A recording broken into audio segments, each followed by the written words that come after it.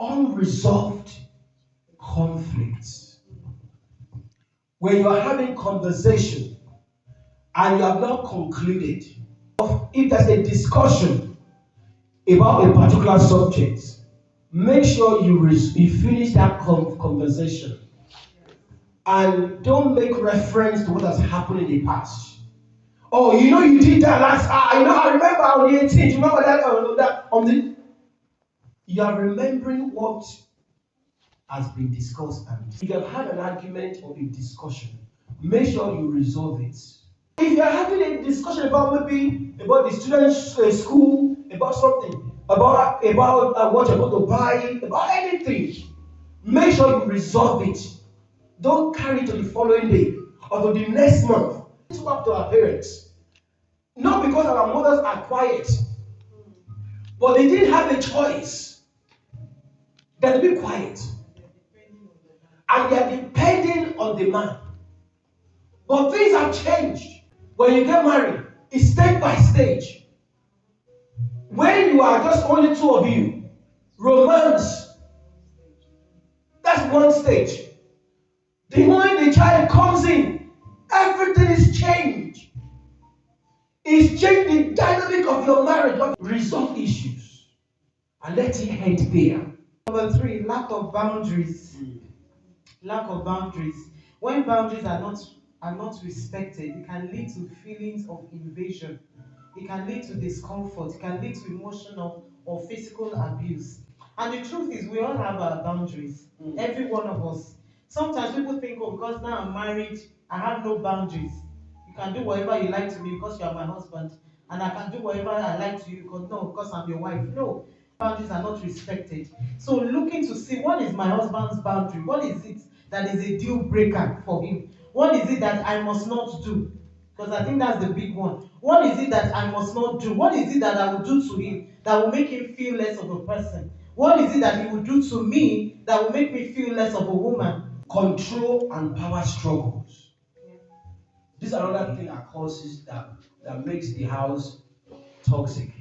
One person is earning more money and he feels because he's on top of the world.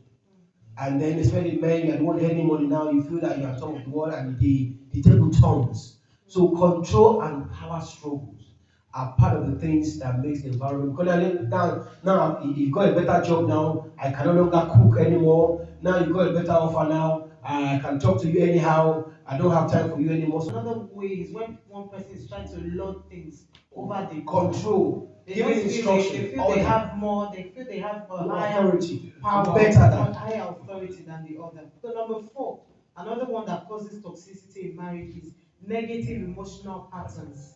So consistent negativity, such as criticism. When one person just starts, you like to blame the other.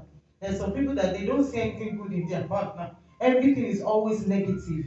Emotional manipulation, can corrode the emotional connection between couples, making the relationship toxic. Or when one person just likes to play the blame game or try to play even the victim too. There are some marriages where one person tries to play victim, never wrong, never will take ownership for their own wrong. They always feel you did this to me. Always blaming others. Yes, but what about what you did to the other person? How did you contribute to that situation? We have talked about the causes, and now let's look at the signs.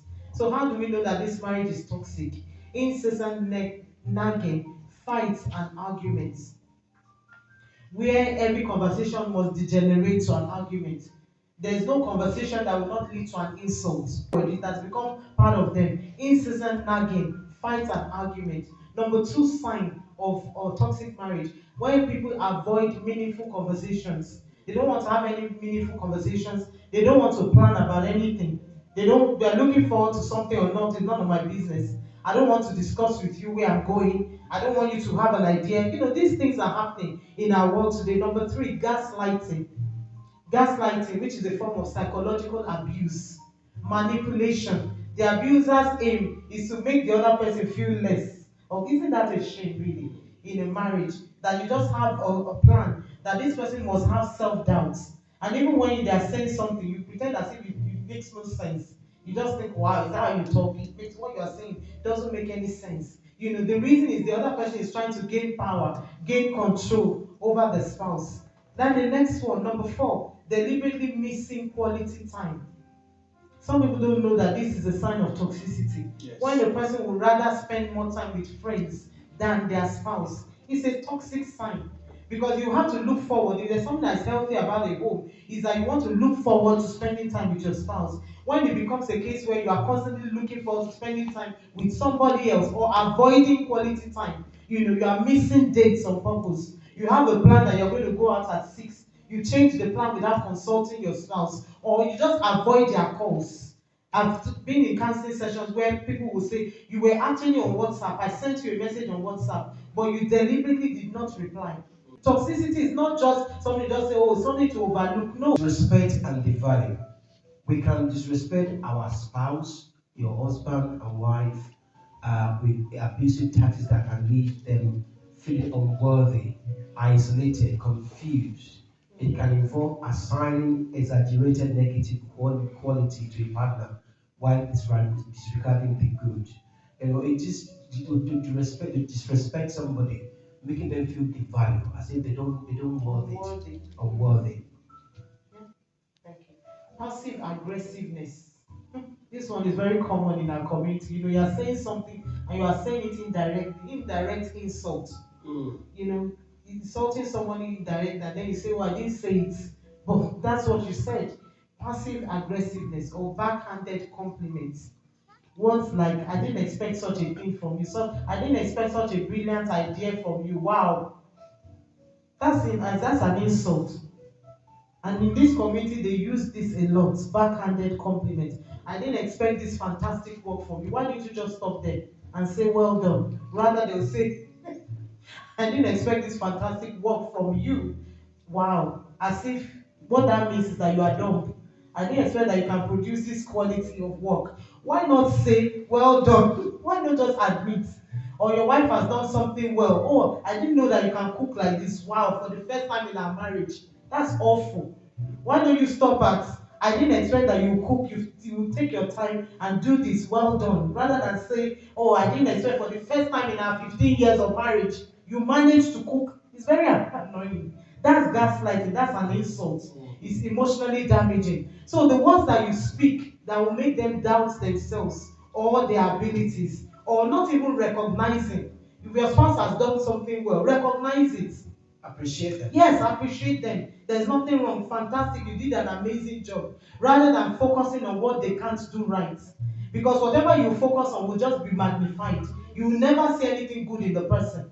And we are not 100% bad. I've realized this in life. There's no human being that God, even the worst people, do you know, they're not 100% bad.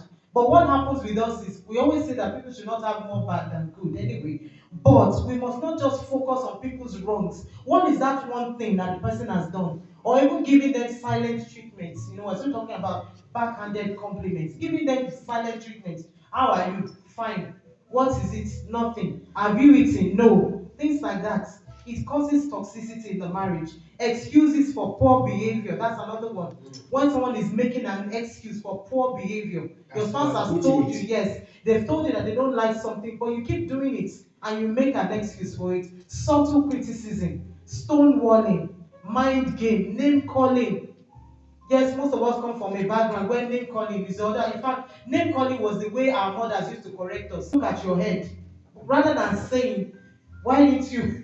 They'll just say, "Look at your head. Is this how your head is? That the head of other people?" So automatically the person feels worthless. The person feels less. We bring this into the marriage. "Look at your legs. See the way you are." Rather than saying, "Oh my dear, do you think you can get rid of some weight? Do you think you can change our diet?" You just say, "Look at your legs." What you are trying to say is that I want you to lose weight, but now you have ended up going around in circles. Praise God. No, it's true. It's normal to us. I make them feel bad in the end. What you have done is that you have already missed the point. Yes. You have not communicated, because the moment you say to somebody, "Look at the way you are," you have shut the gate already. So things like that create toxicity in the home. Ponder on this.